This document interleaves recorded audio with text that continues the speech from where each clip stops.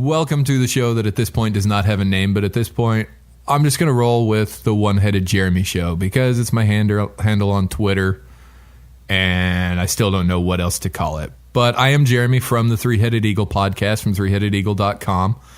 I'm doing a little side project. If I was a rock star, we'd call this my solo project. Doesn't mean we broke up the band. Three-Headed Eagle podcast is still going to be happening like regular. I'm going to be doing a little show also, hopefully about once a week, and I'll be inviting guests onto the show. And so we'll have a little bit different flavor than the Three-Headed Eagle podcast does. Some important stuff happened this week in my home state of Arizona. You probably heard a little bit about it on the news. Our local Republican Party voted to censure John McCain, our very own senator. The Maricopa County Republican Party, which is Maricopa County is the county where Phoenix is, the capital. It's the most populous county in the state, and they voted to censure John McCain. I've actually got their resolution right here that states, as leaders in the Republican Party, we are obligated to fully support our party platform and its candidates.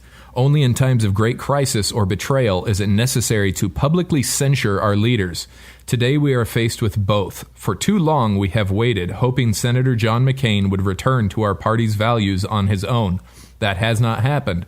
So, with sadness and humility, we rise and declare, whereas Senator John McCain has amassed a long, terrible record of drafting, co-sponsoring, and voting for legislation best associated with liberal Democrats such as amnesty, funding for Obamacare, the debt ceiling, liberal nominees, assaults on the Constitution and the Second Amendment, and whereas this record has been disastrous and harmful to Arizona and the United States, and whereas Senator McCain has campaigned as a conservative and made promises during his re-election campaigns, such as the needed and welcomed promise to secure our borders and finish the border fence, only to quickly flip-flop on those promises, and whereas McCain has abandoned our values and has been eerily silent against liberals, yet publicly reprimands conservatives in his own party. Therefore, be it resolved that the Maricopa County Republican Committee censures Senator John McCain for his continued disservice to our state and nation. And be it further resolved that until he consistently champions our party's platforms, we, the Republican leadership in Arizona, will no longer support, campaign for, or endorse John McCain as our U.S. Senator. So, pretty powerful words. Them's fighting words. And joining me right now on the show is one of the guys that helped pass those fighting words, helped pick the fight. Jeffrey West is a precinct committeeman, a precinct committee captain, a Arizona State Republican Party committeeman, the defender of the faith, the heir to the chalice of Reese, and many other great and important titles. Welcome to the show, Jeffrey. Thanks. Glad to be here. I'm not sure about that Star Trek reference, though. Oh, yeah. Thanks. Well, I knew you were a geek like me, so I thought I'd toss that one in for you. So, you're a Republican Party committeeman. Yeah. And how did you get involved in that? A couple of years ago, I had been talking about it for a few years and kind of putting it off. And it's really easy to do. All I did was I got a nomination petition that I needed 15 signatures on from my precinct, which is about a 1.5 square mile area around my house. I actually just went to church and got people at church to sign it, so it was really easy.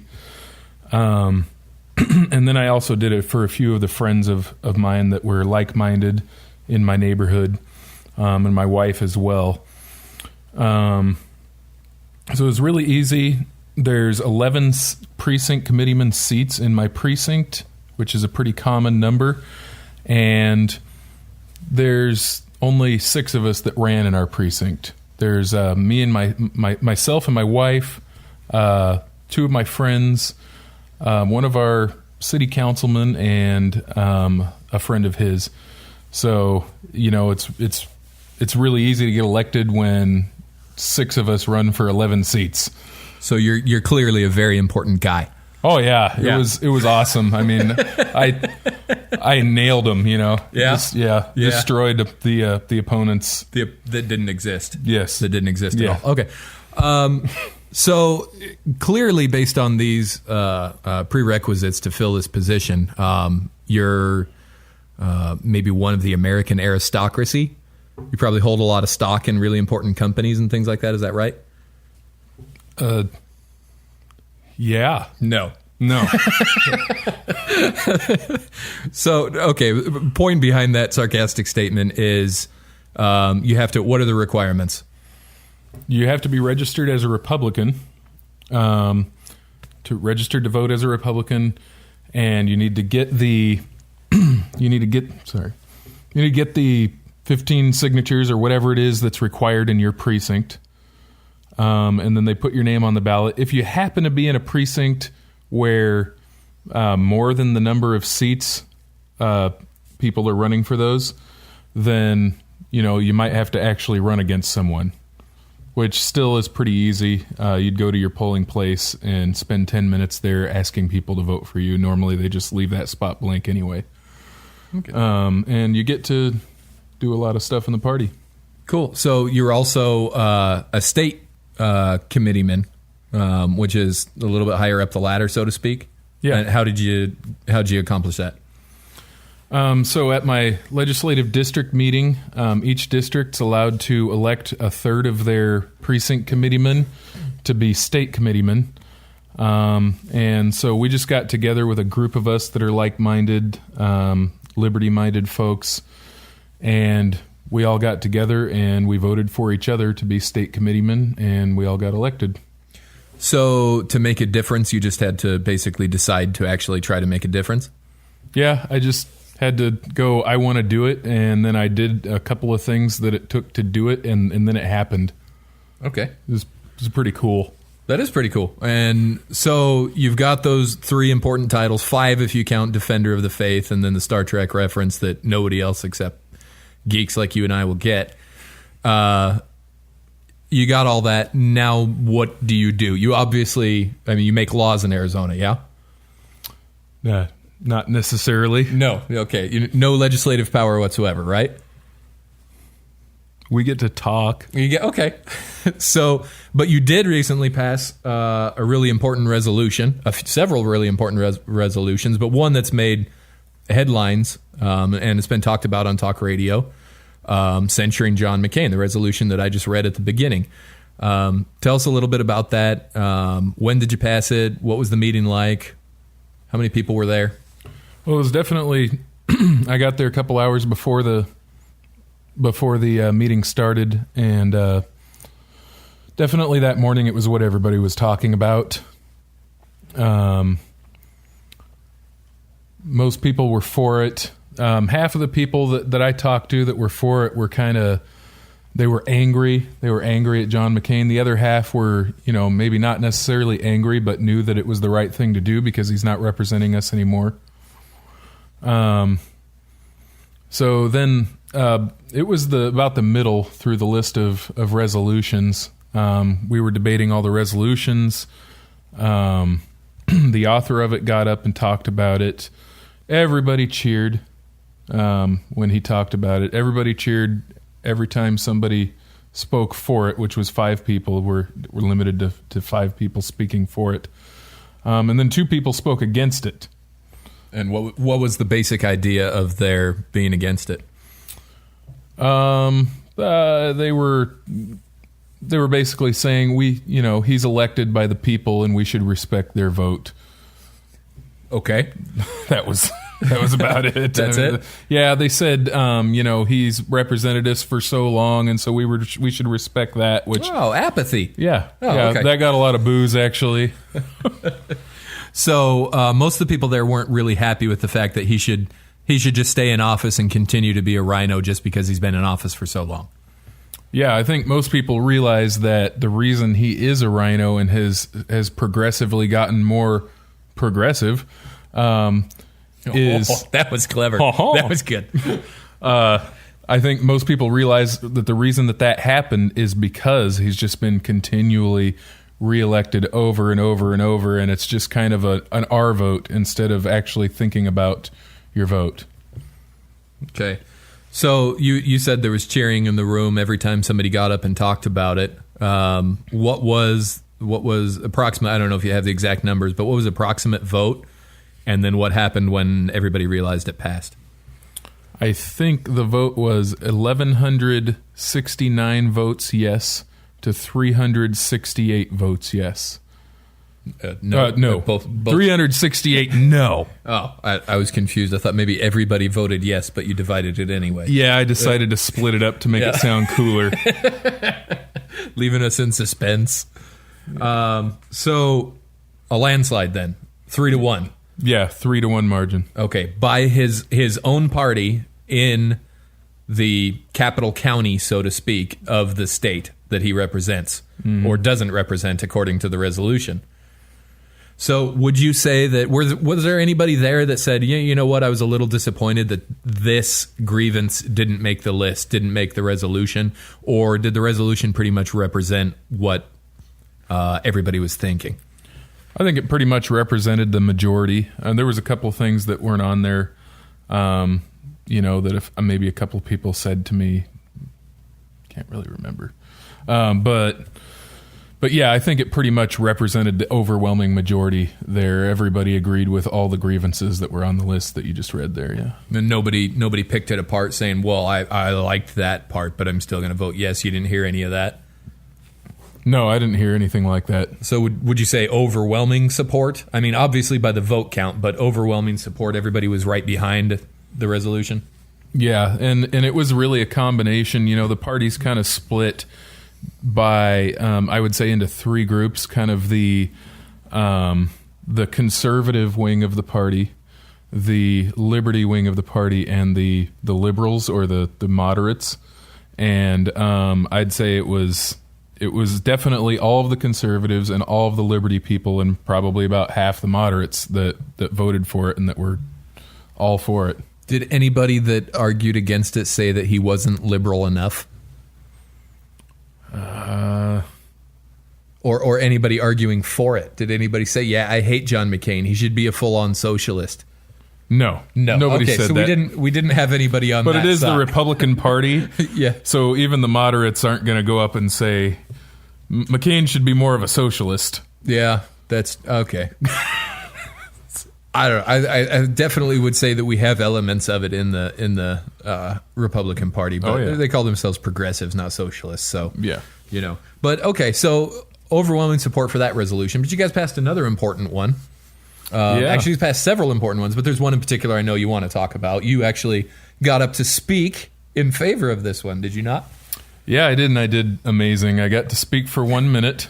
What? 1 whole minute? 1 whole minute. Dang. Yeah, it was awesome. And it was the 17th Amendment resolution. It was a resolution by the Maricopa County Republican Party to be for repealing the 17th Amendment to the Constitution.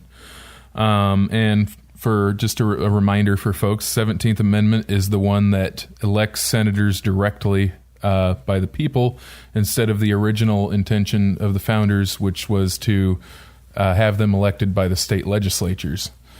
So I got up and talked about it just because that was actually the one that I felt most strongly about on the resolutions.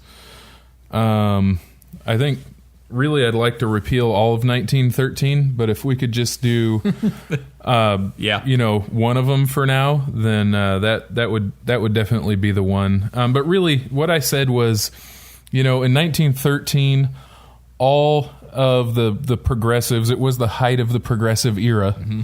During the Woodrow Wilson administration. Yep. He passed 4 constitutional amendments during his presidency. Yep. And so during the height of that era, of the progressive era, the progressives kind of got a wet dream come true, which was that they got to pass 2 constitutional amendments, 2 progressive amendments, the 16th Amendment legalizing income tax, direct taxes, and the 17th Amendment, and the Federal Reserve Act, all in the same year. Which, of course, any any progressive would just drool over something like that, and I'm sure that's what they did for the last 100 years. They've been drooling. So I got up and I just talked about how ever since then those three have worked in concert. I think it was intended that way, to scale back federal power. To scale back state power and to increase federal power more than ever had been done before. So a lot of people, sad to say that in the modern era, a lot of people don't understand federalism and how we were when we began, we were 50 states. But when we say states, it's not like we say states today. We were almost 50 independent nations united only for a few specific causes that were outlined by the Constitution. And those states required representation at the federal level. And the senators were actually supposed to be the representations of the state government. But now they are representations of the people. So we have a lower house of Congress, the House of Representatives, that represents the people. And we have a higher house of Congress, the Senate, that represents the people. And nobody is representing the state government.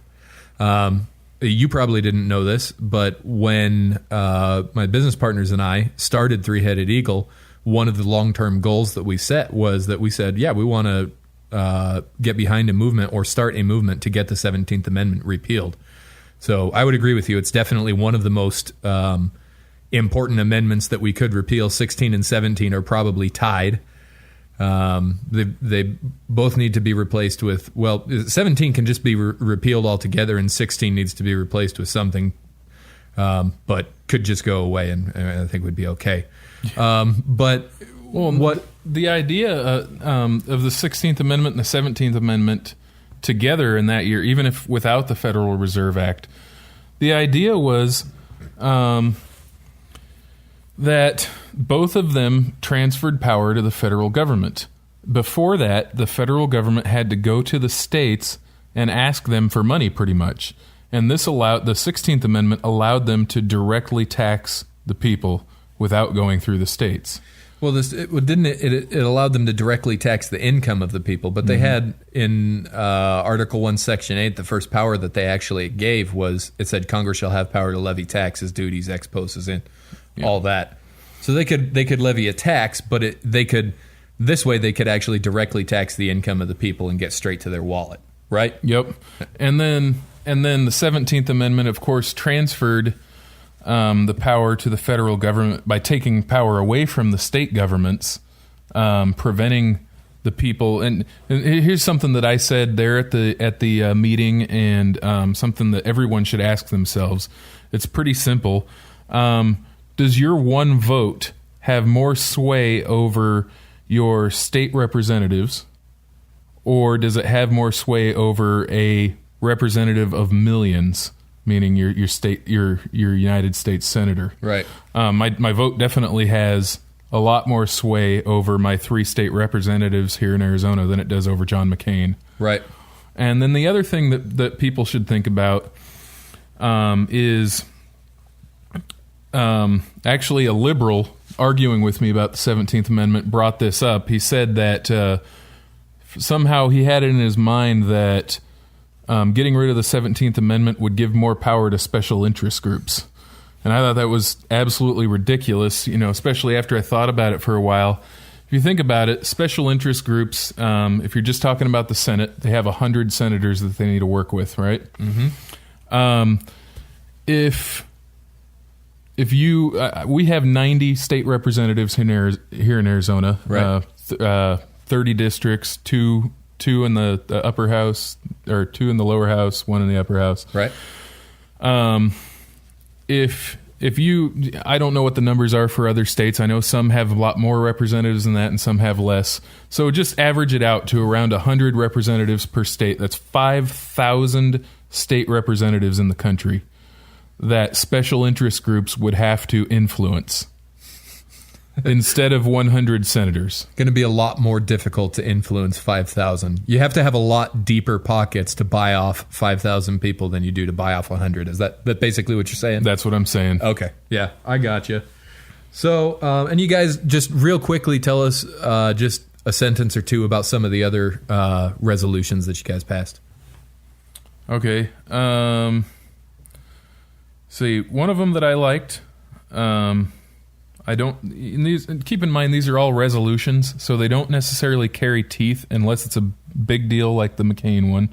They don't do a lot except to say that the Republican Party believes this. And that's important because we want to make sure that we restate our values and let the world know what we believe. So one of them was Second Amendment one. It basically said that that the state representatives, the Republican state representatives anyway, should not participate or cooperate with any federal gun laws. That we shouldn't vote for any laws in Arizona that, as Republicans, that cooperate with federal gun laws. Cool. And then I also liked resolution number 5, just so that people know we weren't just taking a stand and saying, oh, we don't like anybody in the government and we're anarchists and all this kind of stuff. And obviously that's not what it is. This is government at its best. But resolution number 5, just the title of it says, resolution in support of U.S. Senators Ted Cruz, Mike Lee, and those who stand with them, and shaming all of those Republicans in Congress that voted with Obama Democrats to undermine the American people with unconstitutional and unsustainable Obamacare and more debt. So first off, a really long name for a resolution, but probably a good thing. It's actually, not just saying, oh, we hate all the bad guys. You guys took a stand and said, no, there's good guys and we like them. Yeah. Really, those are I think we were discussing it earlier. We're trying to think up more senators. Well, it doesn't say Rand Paul here, who's my man crush. I know. I'm not sure why Rand didn't make it in there. It might have been a personal thing with the author of the resolution or something. Who knows? But definitely Rand needs to be in there with Ted and Mike Lee. But really, you think those three are the ones that really stand firm for, mostly conservative values, what most people would consider Republican values. Right. And then most of the rest of the senators don't. Yeah. And so it was a pretty good one.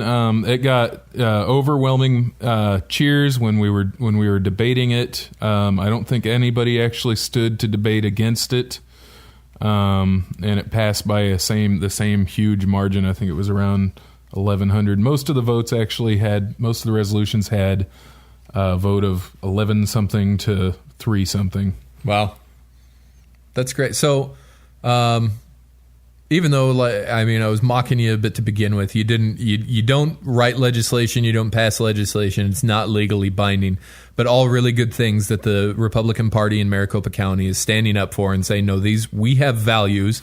These guys are standing up for our values. That guy is not standing up for our values, and we're only going to tolerate people that actually stick with our platform and the things that we think are important. So really well done. Thank you. Good job. Thank you for being on the show. Will you come back sometime? Maybe. I might come back after the state committee meeting in a week or so. That's right. You guys have a state committee meeting coming up. So this was just the county level, but you got a state committee meeting coming up. So I would love to hear about some important things you guys do there. Hopefully, if we do any important things, we might just go yay Republicans and win 2014. I hope not. So. Well, thanks for being on the show, and thank you guys for listening. You can find Jeffrey online at Twitter if you want to follow him, at Rebel Jeffrey on Twitter. You can find me at One-Headed Jeromy. That's Jeromy because my parents didn't know how to spell my own name, Jeromy. Follow us both on Twitter. Join the conversation. Check us out on 3headedeagle.com, and we'll see you later.